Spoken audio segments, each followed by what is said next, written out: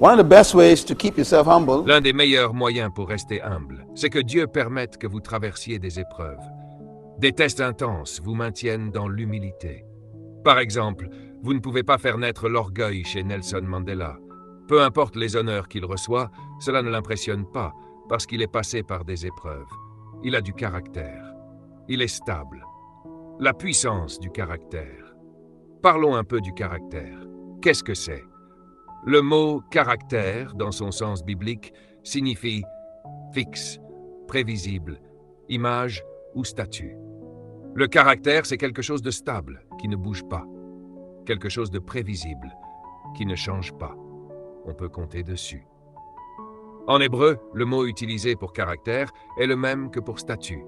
Hier soir, après le service, je suis allé au centre-ville près du Parlement et j'ai vu plusieurs statues. Cela fait des années que je viens ici et ces statues sont toujours là. Et ce qui est remarquable, c'est qu'elles font toujours la même chose. Peu importe le temps, qu'il fasse chaud, froid, qu'il pleuve ou qu'il neige, elles restent identiques. C'est cela, le caractère. Pourquoi ces statues sont-elles si solides? L'hiver est glacial, l'été peut être brûlant, les pigeons se posent sur elles, et pourtant, elles restent les mêmes. La question est, comment développe-t-on un caractère qui ne change pas?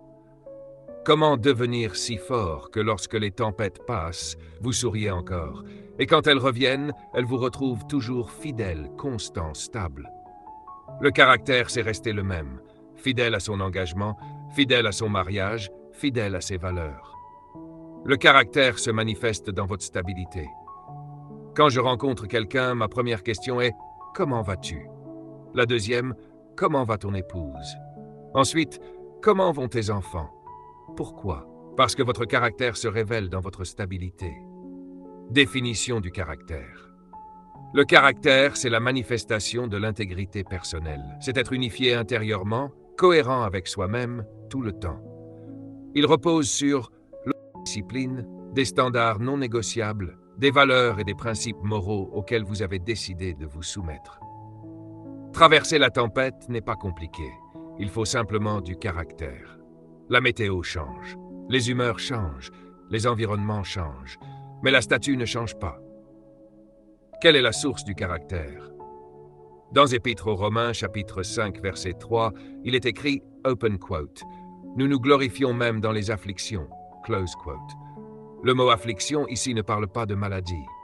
Le terme grec signifie test, défi, point de stress, pression, conflit. Paul explique que nous devons nous réjouir lorsque nous faisons face aux défis. Le mot réjouir signifie littéralement sauter de joie, encore et encore. Autrement dit, lorsque vous traversez des moments difficiles, au lieu de vous effondrer, vous devriez comprendre que quelque chose est en train de se former en vous.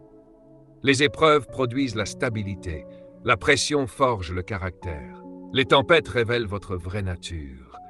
La personne moyenne ne se réjouit pas quand elle perd tout, quand elle est abandonnée, quand elle échoue ou quand la pression devient intense. Mais selon le principe biblique, c'est précisément dans ces moments que le caractère se construit.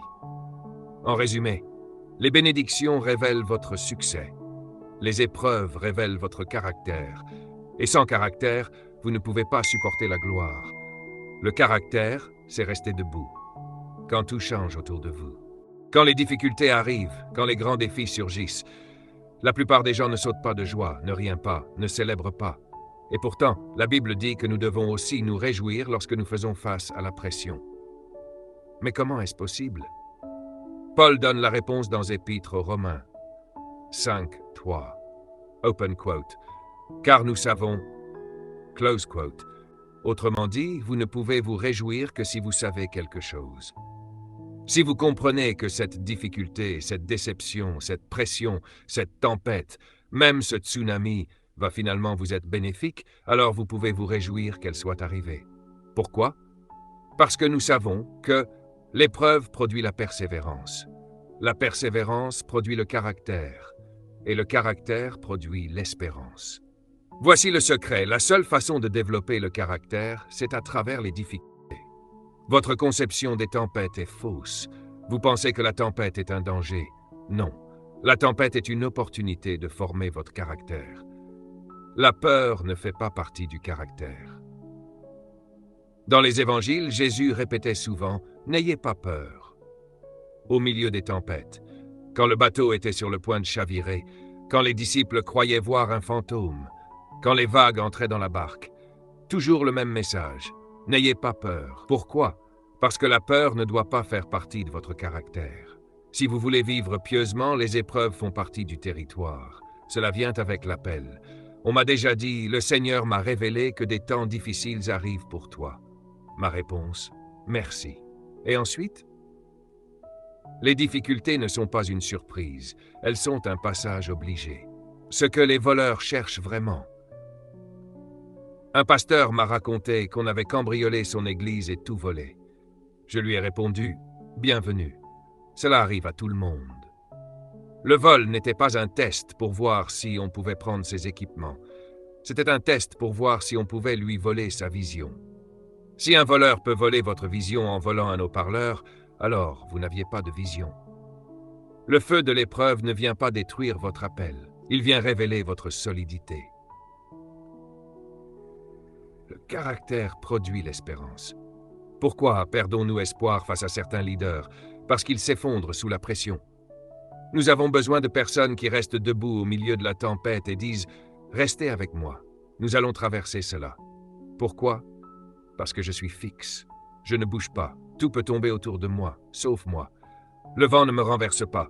Il enlève seulement la poussière autour de moi. Reste l'image de la statue. Le mot caractère signifie aussi statue.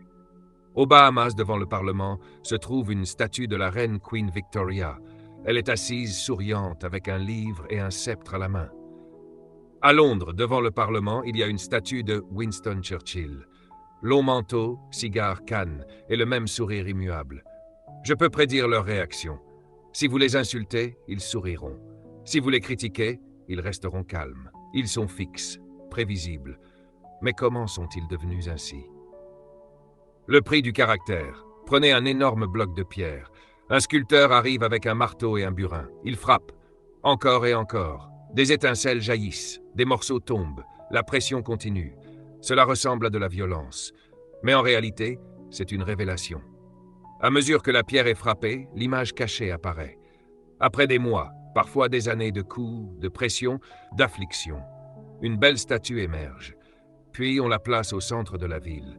Des millions de personnes viennent la photographier. Ils admirent sa beauté, mais ils ne connaissent pas le prix qu'elle a payé. C'est cela le caractère.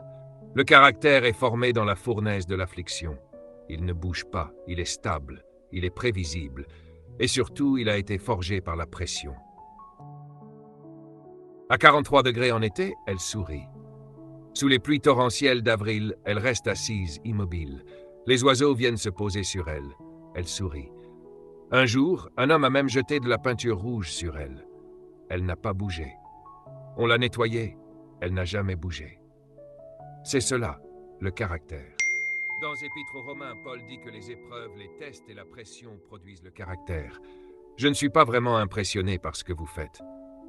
Je suis plus impressionné par ce que vous avez traversé. N'importe qui peut réussir avec un peu d'argent et d'opportunités. Mais ce qui me permet de vous faire confiance, c'est de savoir par quelle tempête vous êtes passé. Le caractère, c'est ma garantie pour vous faire confiance. Dieu ne fait confiance à personne sans l'avoir testé. Lisez votre Bible. C'est ainsi que le caractère se développe, par les tests, par les épreuves, par la pression. Les tests ne viennent pas pour vous détruire. Ils viennent pour enlever les impuretés. Dans Épître de Jacques, chapitre 1, il est écrit « Regardez comme un sujet de joie complète les diverses épreuves que vous pouvez rencontrer. Accueillez-les comme des amis, car elles viennent vous purifier. » Dans ce premier épître de Pierre, Pierre explique que les tribulations rendent votre foi pure, comme l'or passé au feu, en retirant les scories qui cachent votre véritable beauté. Dieu ne vous purifie pas en vous bénissant. Nous demandons sans cesse la bénédiction. Mais parfois Dieu dit « Ce dont tu as besoin maintenant, ce n'est pas une bénédiction, c'est du caractère. » Alors il permet qu'un collaborateur vous trahisse, un assistant se retourne contre vous, des gens parlent mal de vous. Ce n'est pas le problème principal. Dieu observe votre réaction. Allez-vous rester comme la statue? Ce n'est pas grave. L'œuvre appartient à Dieu, tout ira bien. Voilà le caractère. Dieu ne commence pas votre ministère avec 1000 personnes, parce que vous n'avez pas encore le caractère pour gérer 1000 personnes. Il vous confie 20 personnes pendant 2 ans. Il ne teste pas les gens. Il vous teste, vous. Votre appel dépend-il de la foule ou d'une conviction profonde? Le leadership est simple. Ne faites jamais confiance à quelqu'un qui n'a pas d'histoire. Si quelqu'un vous dit « fais-moi confiance », méfiez-vous. La confiance ne se réclame pas. Elle se mérite. Et on la mérite par les cicatrices dans le dos, pas par les médailles sur la poitrine. N'importe qui peut acheter une médaille et l'accrocher à son costume. Mais les vrais leaders portent leur médaille invisible, ce marque des combats qu'ils ont traversés. Le caractère ne s'achète pas. Il se forge dans le feu, et quand il est formé, il ne bouge plus. Sur leur dos, pas sur leur poitrine, parce qu'ils sont passés par des luttes. Voici une vérité importante à méditer. Le caractère est la source de la confiance. Dites-le avec moi, le caractère est la source de la confiance. Quand les gens vous ont vu être éprouvé pendant longtemps, alors ils peuvent vous faire confiance. La confiance, ça se mérite. L'exemple de la montre. Ma femme m'a offert une montre Rolex pour mon anniversaire. Quand j'ai ouvert la boîte, il y avait un livret énorme, presque aussi gros qu'une Bible. J'ai dit « Attendez, je veux juste connaître l'heure ». Ils m'ont répondu « Non, ce n'est pas une simple montre. Une montre, vous pouvez en acheter partout. Ça, c'est pas du temps, c'est de l'histoire. » Le livret retraçait l'histoire depuis des siècles. Pourquoi? Parce que vous ne payez pas une Rolex pour connaître l'heure. Vous payez pour la confiance. Elle est garantie à vie. Pourquoi? Parce qu'elle a été testée par le temps. Dans le livre, on voit des photos de la montre. Sous la glace du pôle Nord, écrasée par le poids d'un éléphant. Ils l'ont soumise à toutes sortes de conditions extrêmes, puis ils l'ont ajustée encore et encore. Résultat, elle a du caractère. Voilà pourquoi elle coûte cher. Vous n'achetez pas le temps, vous achetez le caractère. Les temps difficiles sont bons pour vous. Dites-le, les temps difficiles sont bons pour moi. Encore une fois, les temps difficiles sont bons pour moi. Quand vous aurez compris cela, vous serez heureux toute votre vie. Je n'ai jamais de mauvais jours. Tous mes jours sont bons, peu importe ce qui se passe dans la journée. Pourquoi? Parce que je sais quelque chose. Nous nous réjouissons dans les difficultés parce que nous savons que cette pression va produire le caractère. Quand tout sera terminé, je serai fixe. L'épreuve enlève la roche qui cache ma véritable image. Elle enlève ce qui bloque ma pureté. Les personnes comme outils de Dieu. Parfois, des personnes entrent dans votre vie, travaillent avec vous, puis soudain deviennent comme des ennemis. Vous vous demandez, que s'est-il passé? Dieu les a envoyés pour vous tailler. Vous les appelez une irritation.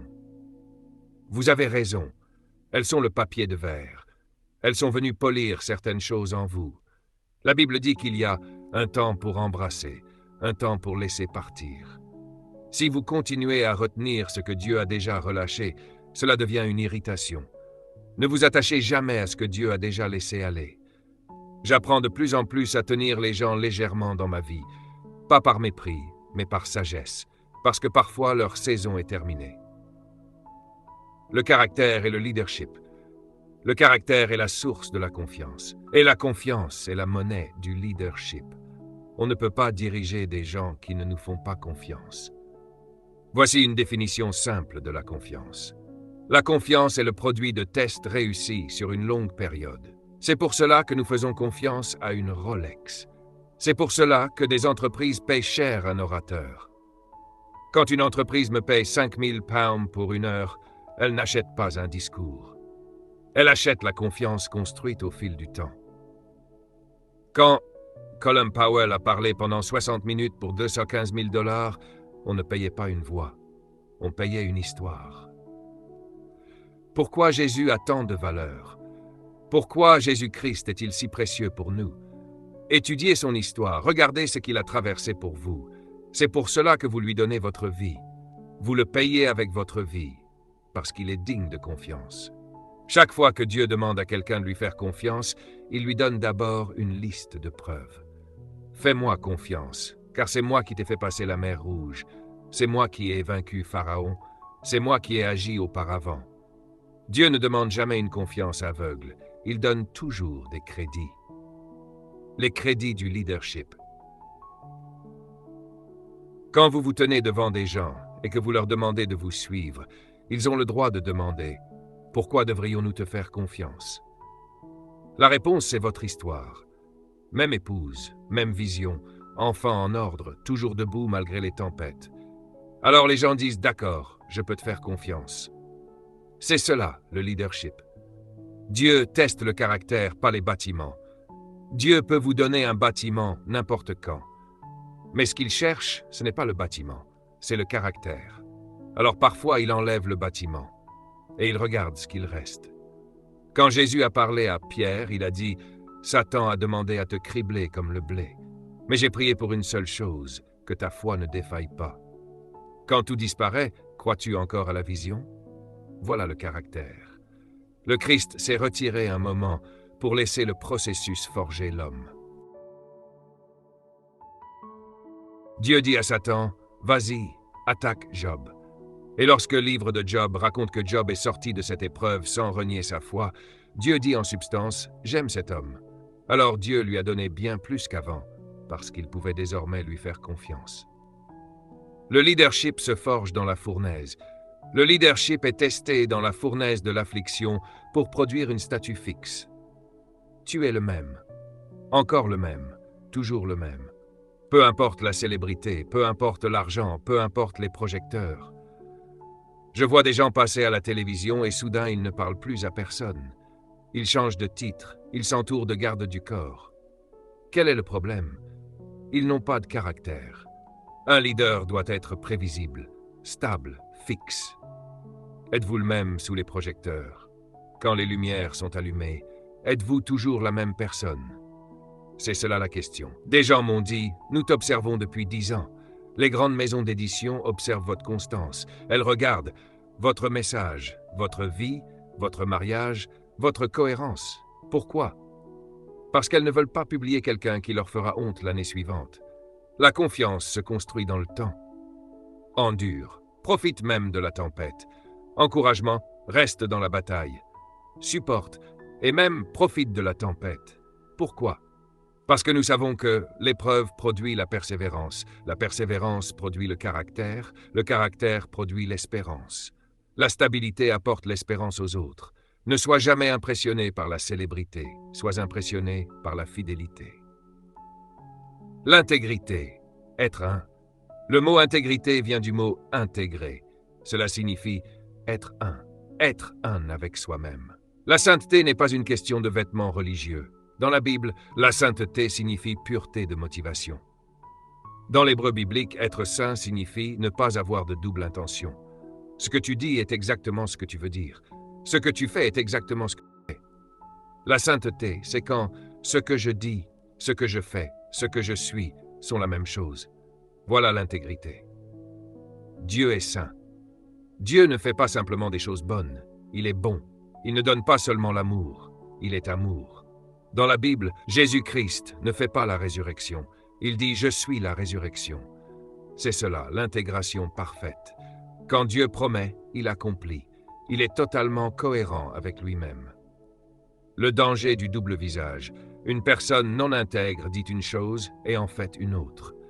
Un homme qui promet fidélité pour la vie puis abandonne après quelques années manque d'intégrité. Un responsable qui s'engage à servir puis disparaît sans prévenir manque d'intégrité. La sainteté n'a rien à voir avec les vêtements religieux. Elle a tout à voir avec l'honnêteté et la cohérence. La Bible dit qu'un homme instable dans un domaine l'est dans tous les domaines. On ne peut pas faire confiance à quelqu'un qui dit « Ne jugez pas ma vie privée ». L'intégrité signifie que votre vie publique et votre vie privée racontent la même histoire. Rache conclusion, le caractère produit la confiance produit le leadership. L'intégrité protège la confiance.